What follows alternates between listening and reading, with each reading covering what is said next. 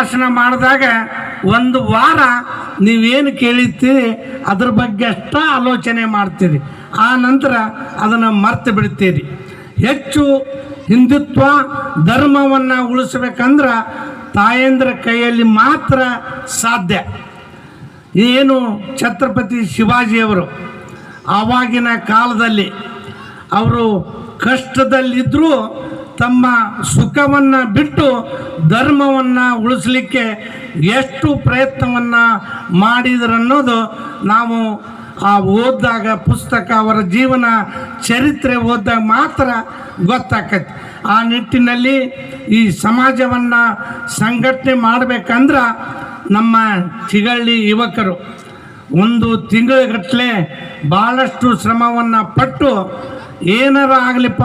ಚಿಗಳ್ಳಿ ಗ್ರಾಮದಲ್ಲಿ ಇವತ್ತಿನ ಈ ಕಾರ್ಯಕ್ರಮ ಸುವರ್ಣ ಅಕ್ಷರದಲ್ಲಿ ಬರೆದಿರ್ತಕ್ಕಂಥ ಒಂದು ಕಾರ್ಯಕ್ರಮ ಅಂತೇಳಿ ನಾನು ಅತಿ ಹೆಮ್ಮೆಯಿಂದ ಇವತ್ತು ಹೇಳ್ತಾ ಇದ್ದೇನೆ.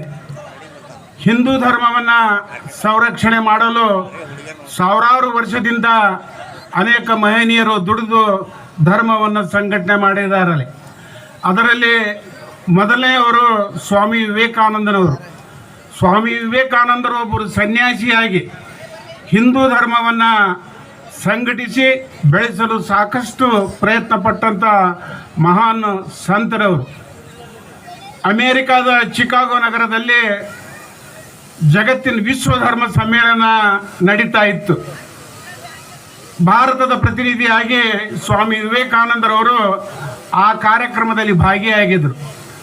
ಅವರು ಕಾವಿ ಬಟ್ಟಿ ತಲೆಗೆ ಕಾವಿ ಪೀಠ ಸುತ್ತಕೊಂಡು ಆ ಕಾರ್ಯಕ್ರಮಕ್ಕೆ ಹೋದಾಗ ಅನೇಕ ಜನ ಪರಿಹಾಸ್ಯ ಮಾಡಿದರು, ಇವ ಸನ್ಯಾಸಿ ಇಂಥ ಕಾರ್ಯಕ್ರಮಕ್ಕೆ ಬಂದಿದ್ದಾನ ಅಂತೇಳಿ. ಆ ನೋವನ್ನು ಸಹಿಸಿಕೊಂಡು ಸ್ವಾಮಿ ವಿವೇಕಾನಂದರು ಕುಂತರು.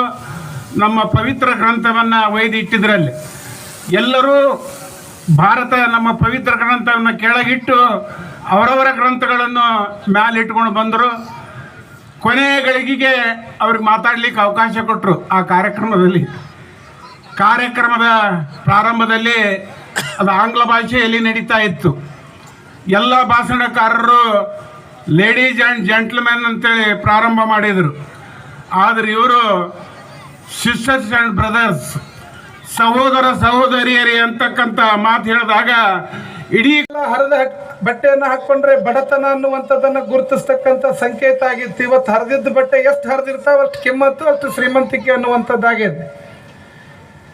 ಬಹುಶಃ ಹರಿದ ಅರ್ಬಿಯನ್ನು ಹಾಕ್ಕೊಂಡು ಫ್ಯಾಷನ್ ಮಾಡುವಂಥ ಯುವಕರ ಮಧ್ಯದಲ್ಲಿ ಇನ್ನೊಬ್ಬ ಬಂದಿದ್ದ, ಒಪ್ಪಾರೆ ಕೂದಲ ಬಿಟ್ಟಿದ್ದ. ಹಿಂಗ ನಾ ಕೇಳಿದ್ನವನಿಗೆ ಇದ್ಯಾವ ಕಟ್ಟಿಂಗು ಅಂದೆ, ಅಜ್ಜಾರ ಹೆಬ್ಬುಲಿ ಕಟ್ಟಿಂಗ್ ಅಂತ ನಾವ. ಆ ಮಗ ನೋಡಿದ್ರೆ ಸೊಂಡಿ ಇಲ್ಲಿ ಇದ್ದಂಗೆ ಅದಾನ, ಹೆಬ್ಬುಲಿ ಕಟ್ಟಿಂಗ್ ಬಿಟ್ಟ. ನಾವು ಅಂದ್ರೆ ದಿಮಾಕ್ ಮಾಡಕ್ಕೆ ಯುವಕರು ಭಾಳ ಆಗ್ಯಾರ. ಇವತ್ತು ದೇಶ ನಾಡು ಧರ್ಮ ಅನ್ನುವಂಥದ್ದನ್ನು ಮರ್ತು ಬಿಟ್ಟಿದ್ದಾರೆ. ಬಹುಶಃ ಅಂತಹ ಯುವಕರ ಮಧ್ಯದೊಳಗೆ ಕೂದಲ ಬಿಟ್ಟು ಹೆಬ್ಬುಲಿ ಕಟ್ಟಿಂಗ್ ಬಿಡೋರು ಚಿಗಳ್ಳಿ ಹುಡುಗರಲ್ಲ. ಹರಿದು ಪ್ಯಾಂಟ್ ಹಾಕ್ಕೊಂಡು ಫ್ಯಾಷನ್ ಮಾಡುವಂಥ ಹುಡುಗರು ಚಿಗಳ್ಳಿಯಲ್ಲಿಲ್ಲ. ಇಲ್ಲಿ ಎಂತಹ ಹುಡುಗರಿದ್ದಾರೆ ಅಂತಂದರೆ ದೇಶ ಧರ್ಮ ಅಂತ ಬಂದಾಗ ಹೋರಾಟ ಮಾಡಿ ಪ್ರಾಣ ಕೊಟ್ಟಾದರೂ ಧರ್ಮ ಕಟ್ಟುವಂಥ ಯುವಕರು ಚಿಗಳ್ಳಿ ಒಳಗಿದ್ದಾರೆ ಅಂತಕ್ಕಂಥದ್ದನ್ನು ಇವತ್ತು ನಮ್ಮೆಲ್ಲ ಯುವಕರು ತೋರಿಸ್ಕೊಟ್ಟಿದ್ದಾರೆ ಅಂತಕ್ಕಂಥದ್ದು. ನಾನು ಭಾಳ ಕಡೆ ಹಿಂದೂ ಸಮಾವೇಶಗಳಿಗೆ ಹೋಗಿದ್ದೀನಿ. ಈ ಧಾರ್ಮಿಕ ಕಾರ್ಯಕ್ರಮಗಳು ಮಠಮಾನ್ಯಗಳ ಜಾತ್ರೆ ಅಂತಿದ್ದಾಗ ಮೊದಲು ಅತಿಥಿಗಳು ಮಾತಾಡಿದ ಮೇಲೆ ಲಾಸ್ಟಿಗೆ ಸ್ವಾಮಿಗಳಿಗೆ ಕೊಡೋದು ನೋಡಿರಿ ನೀವೆಲ್ಲ. ಆದ್ರೆ ನಮ್ಮ ಪರಿಸ್ಥಿತಿ ಇವತ್ತೇನಾಗೈತೆ ಅಂದ್ರೆ, ಹಾರಿಕ ಮಂಜುನಾಥ್ ಇದ್ರೆ ಮೊದಲು ನಮ್ಗೆ ಕೊಡ್ರಿಪ್ಪ ಅಂತ ನಾವು ಹೇಳೋ ಪಾಳೆ ಬಂದೈತೆ. ಯಾಕೆ ಅವ್ರು ಹೇಳಿದ್ರೆ ನೀವು ಹೋಗಿಬಿಡ್ತೀರಿ.